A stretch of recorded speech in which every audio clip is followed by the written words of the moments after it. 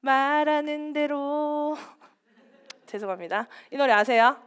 생각한 대로 이 노래. 저 이름이 처진 달팽이. 저 처진 달팽이 팀이 이제 유재석과 이적으로 구성된 팀인데 무한도전 가요제에서 부른 노래입니다. 가사가 뭐예요? 말하는 대로 믿는 대로 살 수 있다면은 뭐 이제 그런 노래예요. 그래서 청년들한테 되게 희망을 이렇게 준 노래인데 여러분들 정말 이 노래 가사대로 말하는 대로 살 수 있다면 얼마나 좋을까요? 나 내일부터 나 진짜 책 30분씩 매일 읽을 거야. 아니면 나 내일부터 새벽에 일어나서 운동할 거야. 뭐 이런 말들 다 하잖아요. 근데 또 말하는 대로 우리가 뭐 사람 사는 게 다 똑같죠. 그렇게 말하는 대로 살아갈 수가 잘 없는 거예요. 그러니까 우리는 또 연약하고 우리는 넘어질 때가 많다는 거죠. 이제 아이가 이렇게 제 아이가 엄마 하면서 제가 정신 없을 때 막 뭘 말을 해요.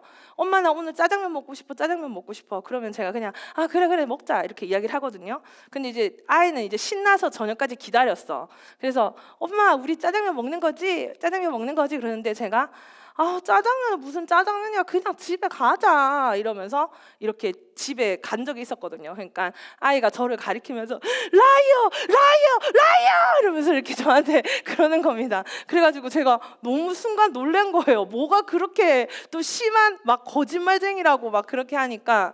그래서 저는 남편을 이렇게 쳐다봤어요. 내 편을 좀 들어주겠지, 내가 피곤하니까. 근데 남편이 딱 그러는 겁니다. 아무리 귀찮아도 못 해주는 건 안 된다고 처음부터 말해야지. 엄마가 해주는 줄 알고 하루 종일 기다리고 있었는데 못 해준다고 하면 그게 더 상처지 않냐고. 그러면서 저를 또 혼내는 겁니다. 그러니까 왜냐하면 본인이 어렸을 때 1등하면 자전거 사준다 해서 1등을 했는데 안 사주셨대요. 그래가지고 거기에 대한 아주 깊은 상처가 있다면서 부모님들이 그냥 던지는 그 말이 애들한테는 평생 간다면서 저를 막 이렇게 혼내는 겁니다. 그래서 생각해 보면은 제가 우리 청년들한테 짜장면 사주겠다고 하면 막 지키려고 애를 쓰는데 그냥 뭐 내 아이와 하는 약속쯤은 라고 생각할 때가 또 많다는 것을 생각을 하는 거죠. 그러니까 우리는 별로 중요하게 생각하지 않았는데 상대방은 되게 중요하게 생각한 약속이 있었어요, 없었어요?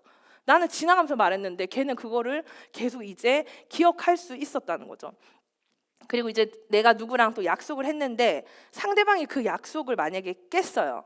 그러면 걔가 지난번에 약속을 깼어 라고 하지 않고 우리는 뭐라고 이야기하는가 하면 걔는 약속을 되게 밥 먹듯이 어기는 사람이야. 나 걔랑 약속하기 싫어.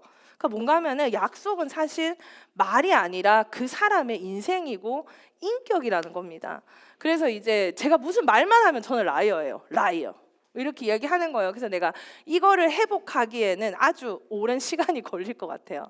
그래서 이제 근데 우리가 이제 신앙생활 하면서 하나님과 참 많은 약속을 하잖아요. 여러분들은 하나님과 어떤 약속을 했어요? 나 이제 뭐 어떻게 신앙생활 하겠다. 나 어떤 삶을 살겠다.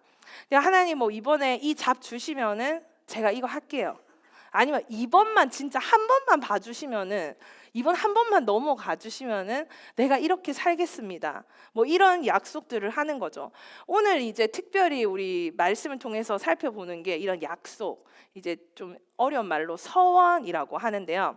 하나님께 자발적으로 드리는 결단을 이야기하는 겁니다. 그래서 오늘 제가 결단에 대해서 헌신에 대해서 서원에 대해서 말씀을 준비하다 보니까 다 그 단어만 계속 들리는 거예요. 그래서 대표 기도도 우리 결단을 올려드리는 예배 되게 해달라고 하고 그러니까 맞아, 결단이 서원이지. 서원 하나님께 드리는 거지. 그러니까 누가 강요한 게 아니라 그냥 내가 하나님 앞에 자원하여서 드리는 겁니다. 그러니까 하나님이 강요하신 게 아니라 스스로 약속을 하는 거죠.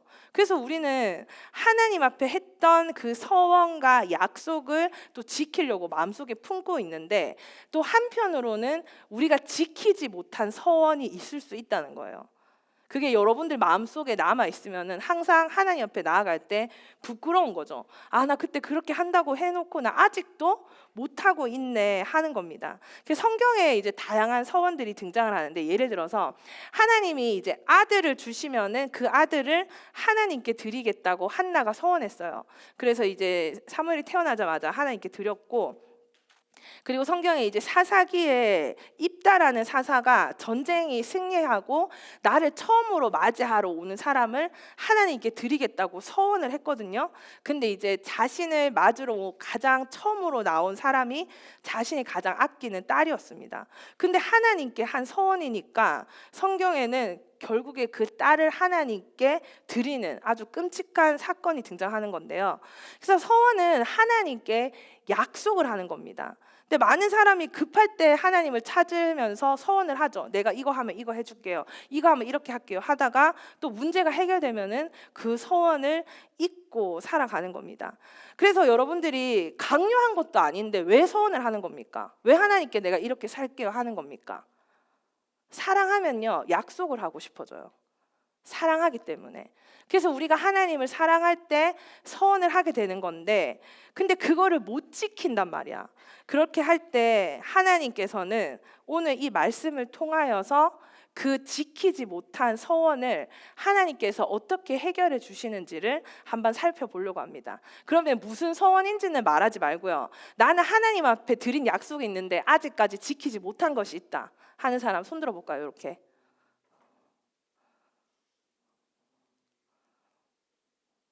아이고, 이거 너무 크게 하지 말고요.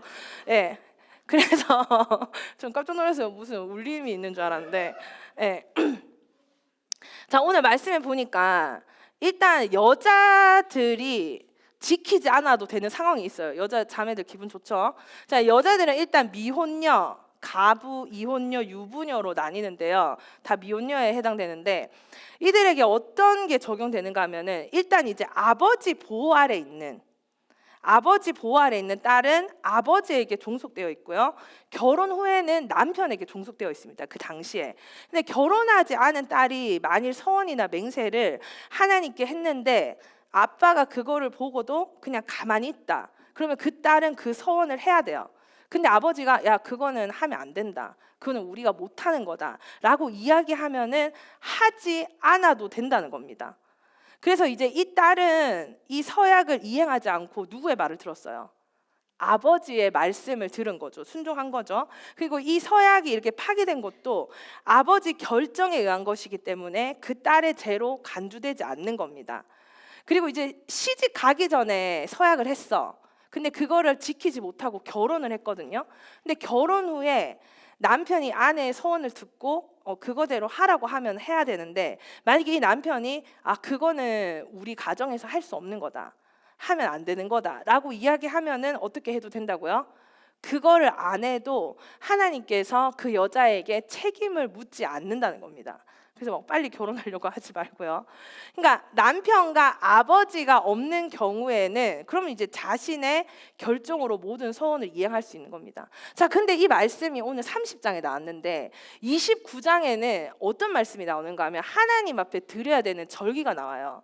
근데 마지막에 하나님께 드리는 제사 중에 낙헌제라는 게 나오는데 이 낙헌제나 서원제가 뭔가 하면은 하나님 앞에 꼭 드려야 되는 제사, 뭐 번제, 하목제 이게 아니라 낙헌제, 서원제는 뭔가 하면 하나님 앞에 자발적으로 드리는 희생 제사예요. 근데 하나님께 절기를 지키고 다 했는데 나는 하나님께 이것을 더 드리고 싶어서 이거를 더 드리는 거거든. 근데 이 말씀을 하다가 30장으로 넘어온 거야. 그러니까 이게 연결을 하면은 감사한 마음에서 충동적으로 경솔하게 맹세를 내뱉지 말라는 거예요. 왜냐하면 우리가 함께 읽은 말씀이 반드시 하나님께 한 거는 지키라고 하잖아요. 그리고 이제 약속이라는 단어는 문자 그대로 해석하면요, 서로 묶는다라는 의미를 가지고 있어요. 내가 누구와 약속을 하잖아요. 그러면은 너와 나는 이 약속으로 묶여진 관계가 되는 거예요. 그러니까 말이나 행동으로 서로의 관계나 책임이 묶여지는 거. 그러니까 이제 두 사람이 서로 영원히 사랑하겠다 하고 결혼을 했어요. 맹세로. 그 약속으로 묶여졌는데 근데 한 사람이 그 약속을 저버리고 떠나요. 그러면 그 약속은 없어지는 거예요. 약속을 했기 때문에 책임이라는 게 남잖아. 그러니까 그 가정에 남겨진 아이는 누가 책임을 지는 거예요? 그 남겨진 엄마가. 그러니까 이 약속은 서로 묶여 있는 거고 모두가 책임을 져야 된다는 거예요. 그러니까 우리가 서원을 했잖아, 하나님 앞에. 그러니까 하나님과 내가 묶여졌단 말이야. 근데 내가 책임을 다하지 않았어. 그럼 어떻게 되는 거예요? 우리 창세기 15장 말씀을 한번 보도록 하겠습니다. 9절 말씀 한번 읽어볼게요. 시작.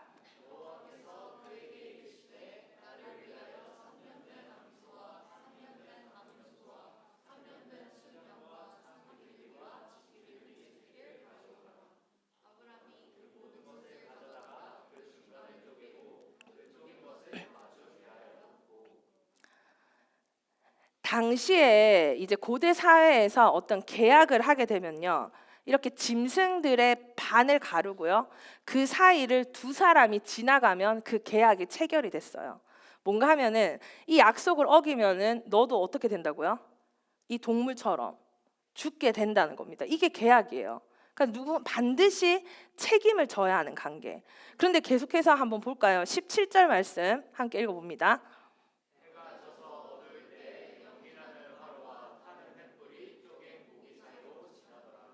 그날에 여호와께서 아브라함과 언약을 세워 이르시되 내가 이 땅을 애굽 강에서부터 큰 강 유브라데까지 내 자손에게 주노니. 자, 아브라함과 하나님이 언약 계약을 체결하는 현장이거든요. 동물을 가지고 와서 준비하라고 했어. 근데 반이 쪼개졌어. 그랬는데 거기를 아브라함이 잠들어 있을 때 연기 나는 하루와 타는 햇불이 지나간 거예요. 아브라함이 잠들어 있을 때. 그러니까 하나님께서 혼자 이 언약을 통과하신 겁니다. 그러니까 우리의 실수, 우리의 연약함에도 불구하고 앞으로 아브라함은 하나님의 약속을 믿고 못 나가잖아요. 근데 하나님께서 혼자 그 약속을 하시고 그 약속을 이루어 가시겠다는 거예요. 하나님이 아브라함과 계약을 할 때 혼자 일방적인 약속을 하는 거예요. 하나님과 아브라함이 같이 지나가는 게 아니라 아브라함이 잠들었을 때 그 약속을 이어가시겠다는 하나님의 신실하심을 보여주는 겁니다. 그러니까 우리가 하나님께 어떤 약속을 했어요. 근데 하나님과 우리는 묶여지는데 우리는 그것을 잊은 채 잠든 채 살아갈 때라도 하나님은 그것을 이루어 가고 계시다는 것입니다.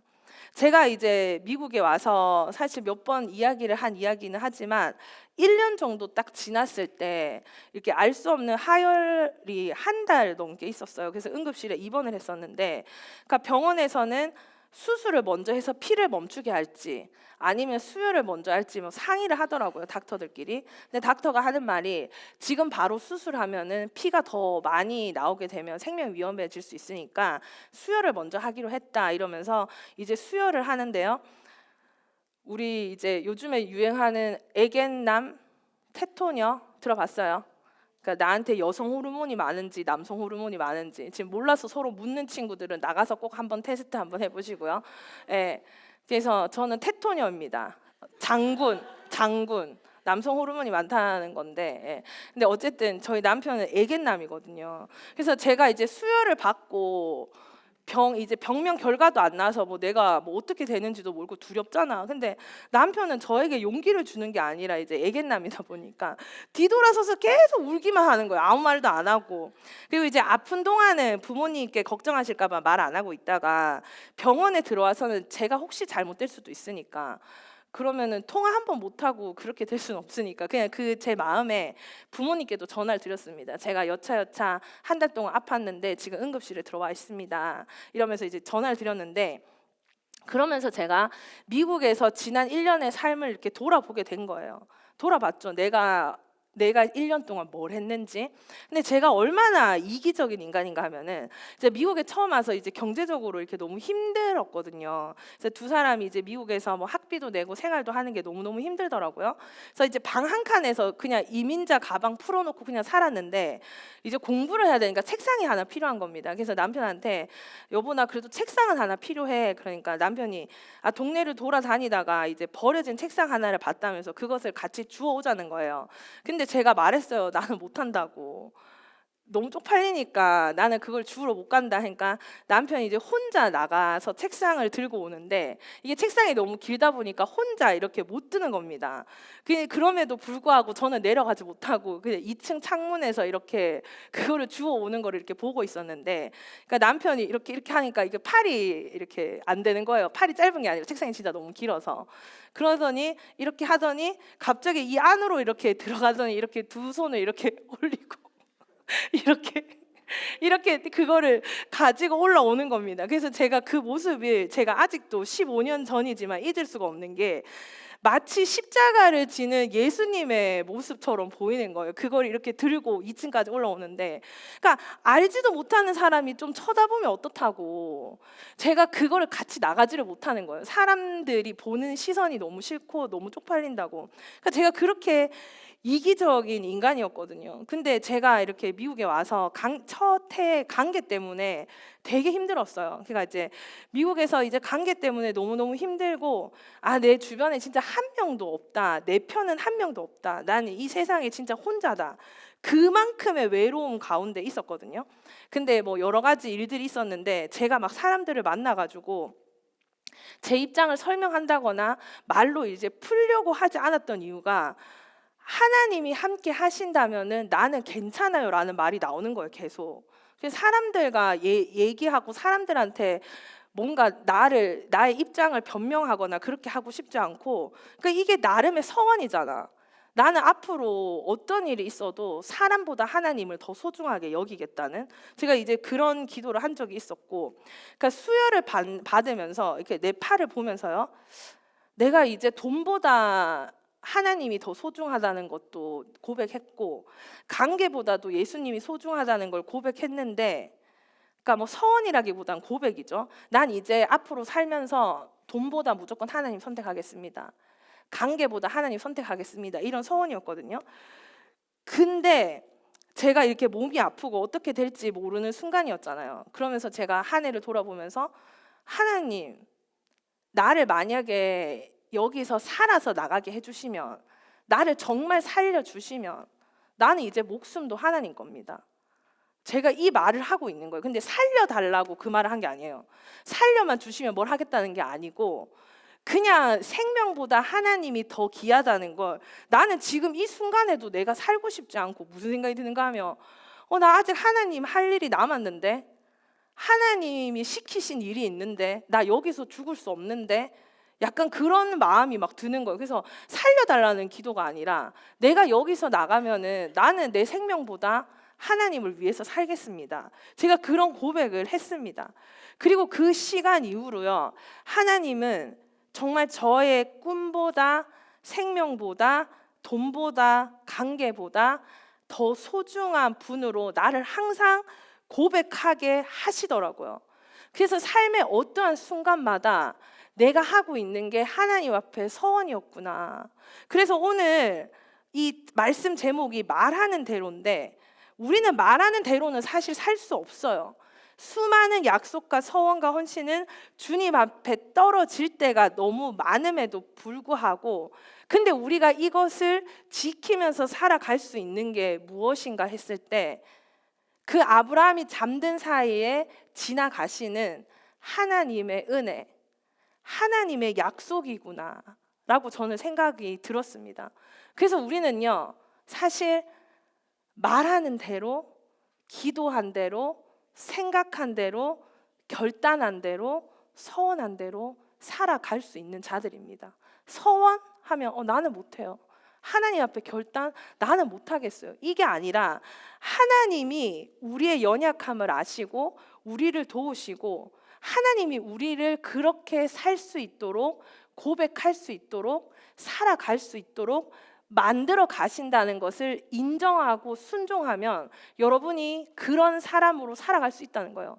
오늘 여보래. 오늘 여러분들이 이 시간에 여기 와서 예배를 드리기로 한 것도 하나님 앞에 드리는 서원이거든요. 수양에도 나의 시간을 내려놓고, 직장이나 여러 가지 스케줄을 내려놓고 하나님 앞에 드리는 게 큰 결단이잖아요. 물질적인 문제도 분명히 있었을 테고. 근데 그런 작은 결단들, 헌신들 옛날 같으면 할 수 없는 자들이었거든요. 저는요, 아직도 생각나는 게 그 대학교 1학년 때 시험 기간이면 교회를 안 갔어요. 시험 공부해야 돼서. 뭐 이렇게 놀라세요. 인간은 연약한데. 그래서 이제 뭐 일부 예배를 드리고 집에 와서 막 공부하고 있으면은 사람들이 막 전화 와가지고, 현주야 너 오늘 왜 청년부 예배 안 와서? 그러면 나 시험 공부해야 되는데, 이렇게 되게 당당하게 말하고 그 시간에 정말 공부해야 된다고 저는 생각을 했었거든요. 근데 지금은 무슨 일이 있어도 예배가 우선인 사람으로 됐잖아요. 저는 하나님 앞에 나는 예배가 내 인생의 우선인 사람으로 살겠습니다라고 서원하고 고백하지는 않았지만 그냥 나 예배 잘 드려야 되는데 나 하나님 앞에 제대로 살아야 되는데 그런 마음속에 그런 서원들까지도 하나님이 나를 이렇게 조금씩 만들어가고 계시는 거예요. 처음에는 이 예배 시간도 아까운데 그리고 나중에는 선교 일주일 가는 것도 되게 큰 일이잖아요. 그리고 또 나아가서 내 삶을 다 드린다는 거 상상만 해도 너무 무섭고 힘든 일이라고 생각할지 모르지만 지금 내 자리에서 드리는 작은 서원, 작은 순종들이 모아져서 언젠가는 내가 어떤 막 허세 때문에 내 기쁨 때문에 충동적으로 하나님께 드리는 서원이 아니라 하나님이 나를 이만큼 만들어 가 주셨기 때문에 나는 이 정도 하나님께 약속할 수 있는 사람이 되어져 가는 것입니다. 오늘 우리가 하나님께 지키지 못한 서원이 있다면요, 여러분들이 하나님 앞에 숨기지 말고 나아가서 회개했으면 좋겠어요. 하나님, 내가 이런 서원을 드렸었는데요, 하나님, 내가 이렇게 하나님 앞에 고백했었는데요, 하나님, 내가 그거를 아직까지도 지키지 못하고 있었습니다. 근데 하나님이 정말 나와 함께 하신다면 내가 그 서원대로 살아보겠습니다. 아니, 정말 할 수 없다면 하나님 앞에 진심으로 고백하면서 회개하고 여전히 그 약속에 묶여져 있는 하나님께 진심으로 회개하고 나아갔으면 좋겠습니다. 그리고 오늘 이 예외 규정을 통해서요, 우리의 연약함에도 경솔함에도 불구하고 하나님은 여전히 우리를 지키시고 보호하시고 인도하시는 분이라는 것을 다시 한번 말씀을 통해서 학답을 얻었으면 좋겠습니다. 주님은 우리가 부족한 걸 아십니다. 연약한 걸 아십니다. 우리가 예수 그리스도의 은혜와 그분을 아는 지식 안에서 우리가 주님께 드린 약속을 신실하게 지킬 수 있도록 성숙한 그리스도인으로 오늘도 만들어가고 계십니다. 그래서 우리가 주님 앞에 그냥 경솔히 드리는 그냥 서원이 아니라 나 이렇게 할 수 있어요, 나 이렇게 할게요가 아니라 하나님, 나 이렇게 살고 싶은데 하나님 저와 함께 해주세요. 하나님, 나 정말 이런 삶으로 드려지기 원합니다. 겸손하게 하나님 앞에 서원하고 우리의 연약함을 핑계 삼는 것이 아니라 겸손히 주님을 믿고 의지함으로써 삶의 어떠한 순간에 하나님께 약속할 수 있는, 그래서 하나님과 묶여진 관계 속에서 성장할 수 있는, 그리고 내가 그 약속을 내가 혹시 잊어버렸을 때라도 하나님은 그 약속에 묶여서 그 약속을 신실하게 지켜나가고 계시는 분이라는 것을 믿음으로 고백하면서 하나님께 드린 모든 약속을 말하는 대로, 생각한 대로, 기도한 대로 이루어갈 수 있는 우리 청년들 되기를 주님의 이름으로 축복합니다. 기도하겠습니다. 하나님 감사